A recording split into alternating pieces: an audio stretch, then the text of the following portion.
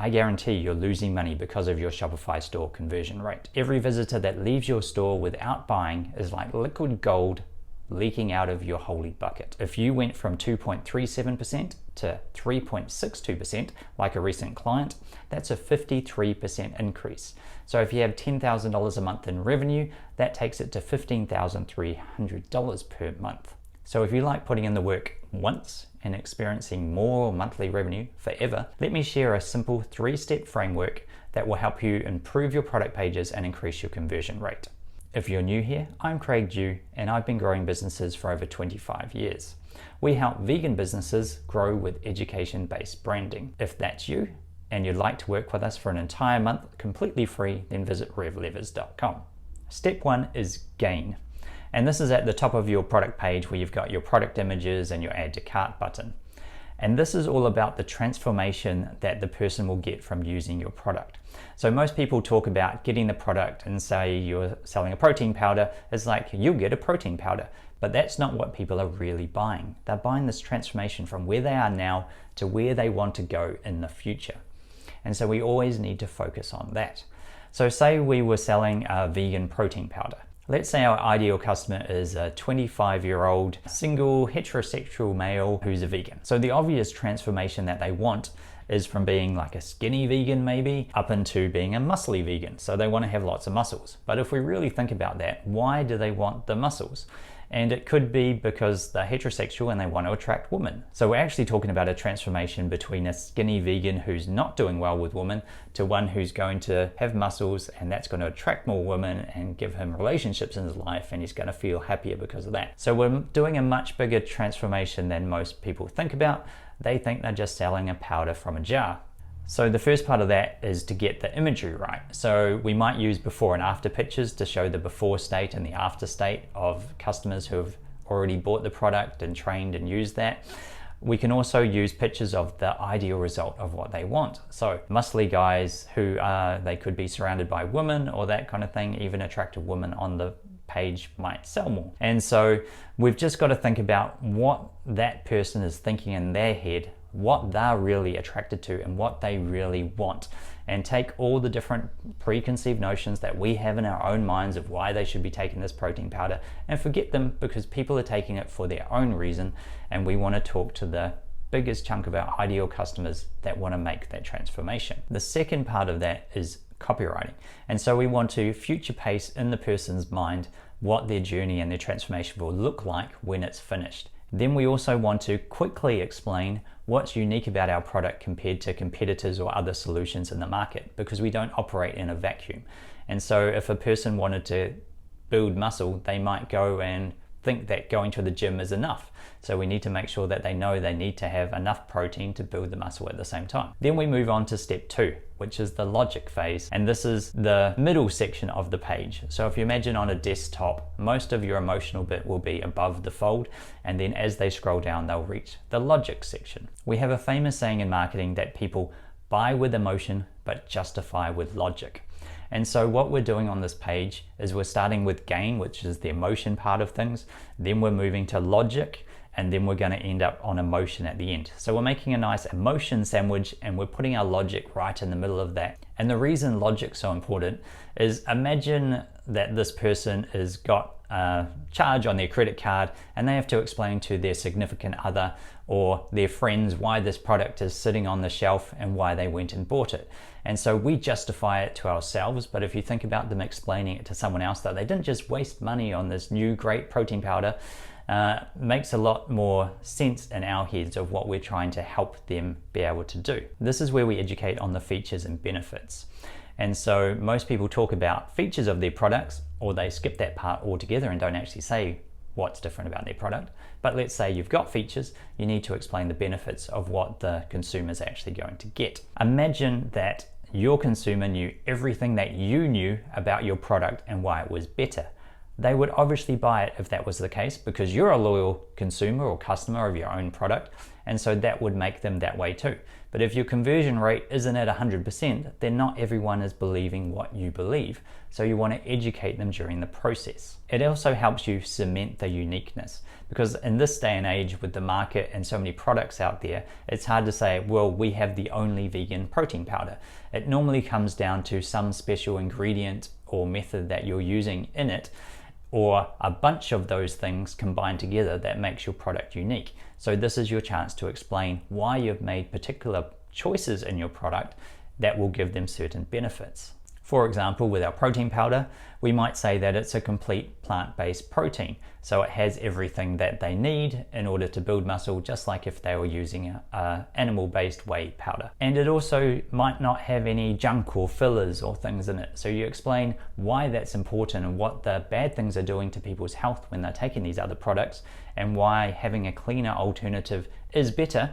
And you might have to explain why your product tastes different than the kind of sugary milkshakes that people are used to in a protein powder, because it's more natural and organic and doesn't have all the other rubbish that other ones have. So in this section, it's easy to put too much information. And so there's an art to this. And with our imagery and our copywriting, we want to make sure that we simplify as much as possible for the consumer while still giving them all the information they need in order to make a decision. I was buying a jacket and I had a voucher from someone, like a gift card that I needed to use at a particular store. And so I went on to find their selection of jackets I was going to buy from that store. And then I was confronted by all these different questions about what type of jacket that I needed. They weren't asking, I had to ask it in my head, because it was like, well, here's a black jacket and a black jacket and a black jacket, and these three kind of look okay, but what's the difference? And this one has a waterproof factor of this and a breathability factor of that. And I'm like, okay, great. What is a waterproof factor of, say, 2? I don't know what the scale is anymore, I can't remember. Mean when I'm buying this jacket? I have no idea. And so I had to go and Google, what waterproof factor do I need? What breathability? And so all these questions came up that their product page didn't answer, and I kept going backwards and forwards to other blogs and finding this information. And if I didn't have a gift card to spend at their particular store, I wouldn't have then gone back to buy the jacket. And so by making that process smoother and educating consumers in the process of why they should buy this product, it makes it so much easier to get a sale.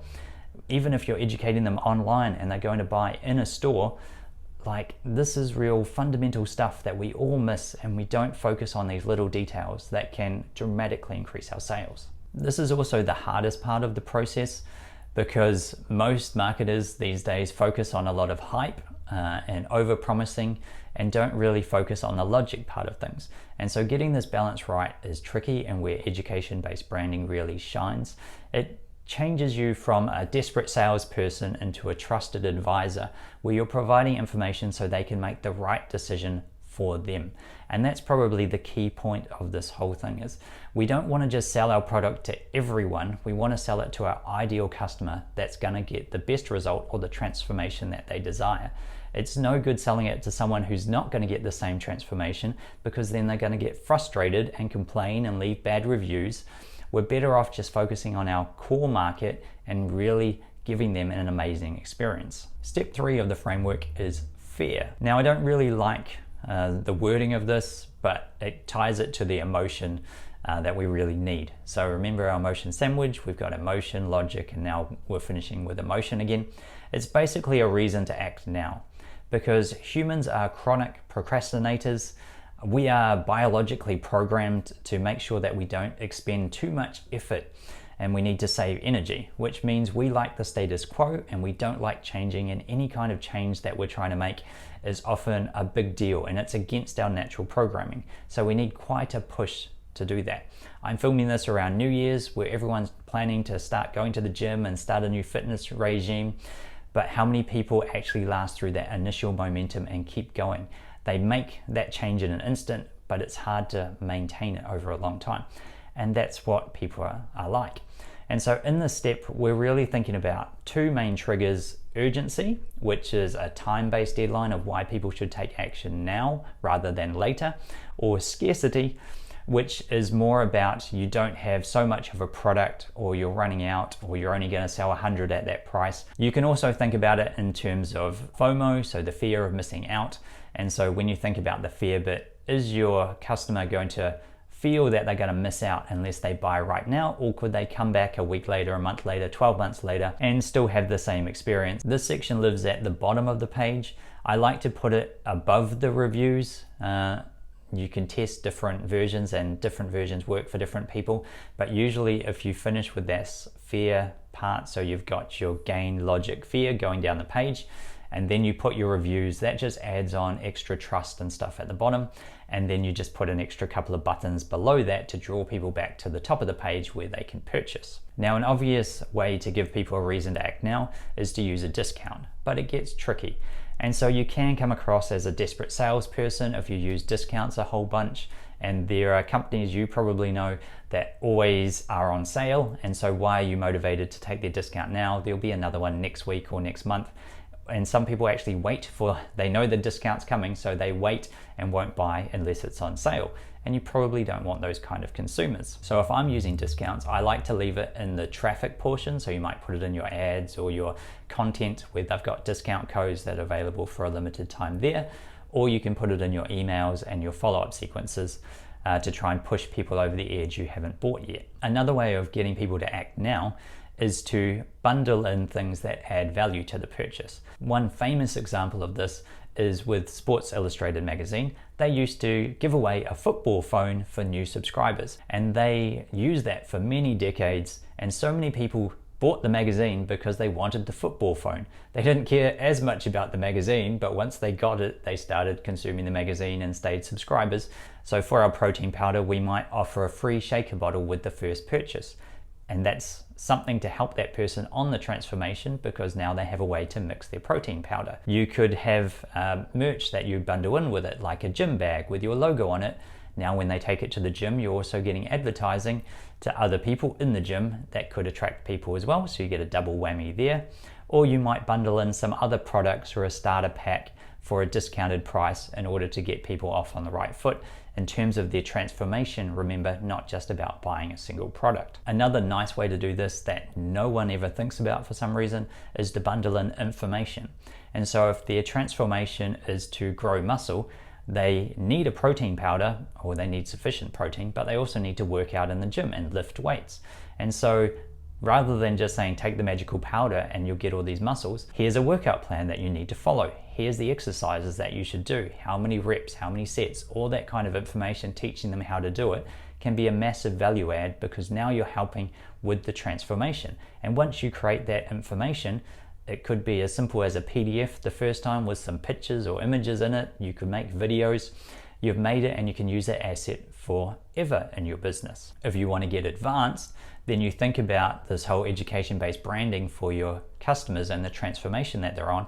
You could be creating monthly content for your customers who have already bought something as well and giving it to them. So they might have 1 month that's the muscle building edition or how to grow bigger biceps, and then the next month there's a fat burning part of it.